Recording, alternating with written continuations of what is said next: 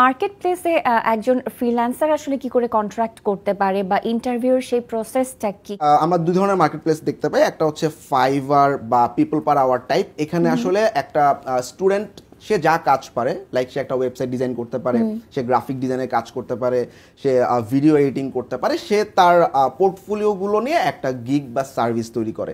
It's kind of A showcase যে আমি এই কাজগুলো পারি, এই কাজগুলোর বাজেট হচ্ছে এত, আমি এত দিনে ডেলিভারি দিব, এই জিনিস পাবা।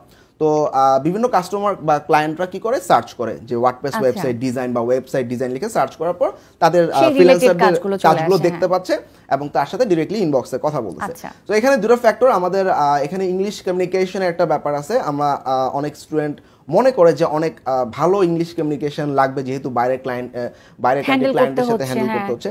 তো এখানে আসলে এরকম না, আমাদের 80% ক্লায়েন্টই আসলে রাইটিং এক্সপিরিয়েন্স যদি কারো থাকে, অর্থাৎ চ্যাটিং এ আমি ইংলিশে একটা ক্লায়েন্ট একটা জিনিস বললো, আমি বুঝতে পারলাম এবং সেটা যদি বুঝিয়ে বলতে পারি। এক্স্যাক্ট। এছাড়াও এখন অনলাইনে অনেক টুল আছে যেগুলো দিয়ে আসলে আমরা একদমই যদি ইংলিশ নলেজ না থাকে, বাংলা থেকে ইংলিশে কনভার্সন করতে পারি, যদিও কিছু ল্যাকিংস আছে সফটওয়্যারগুলোতে, বাট তারপরও এটা দিয়ে আসলে কাজ চালানো যায়। আর 20% ক্লায়েন্ট আসলে ভিডিও কমিউনিকেশনে আসে।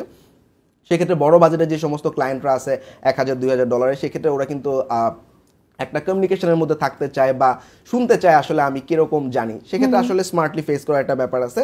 তো যাই হোক, তো এই ইংলিশের ব্যাপারটা আসলে যদি ওভারকাম করা যায় তাহলে আসলে খুব অল্প সময়ে মানে ফাইবার বা পিপল পার আওয়ার এই মার্কেট প্লেসগুলোতে কাজ পাওয়া যায়। এবং এখানে কিন্তু আমার কোনো কাজে অ্যাপ্লাই করার দরকার হচ্ছে না, অর্থাৎ আমি শোকেস করে রাখছি আমার সার্ভিসগুলোকে, আমার ক্লায়েন্ট আমাকে নক করতেছে।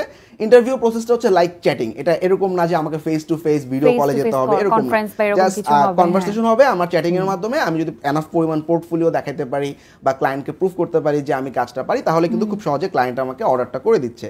সো অর্ডারটা একটা নির্দিষ্ট সময় থাকে, এই সময়টার মধ্যে আমাকে কাজটা কমপ্লিট করে ডেলিভারি করতে হয়। ইন দ্যাট কেস কোনো প্রবলেম হলে ক্লায়েন্টের সাথে কমিউনিকেশন তো আসেই। তো ডেলিভারি করার পর ক্লায়েন্ট যখন অর্ডারটা অ্যাকসেপ্ট করে নেয়, তখন কিন্তু আমার ডলারটা জমা হয়ে যাচ্ছে।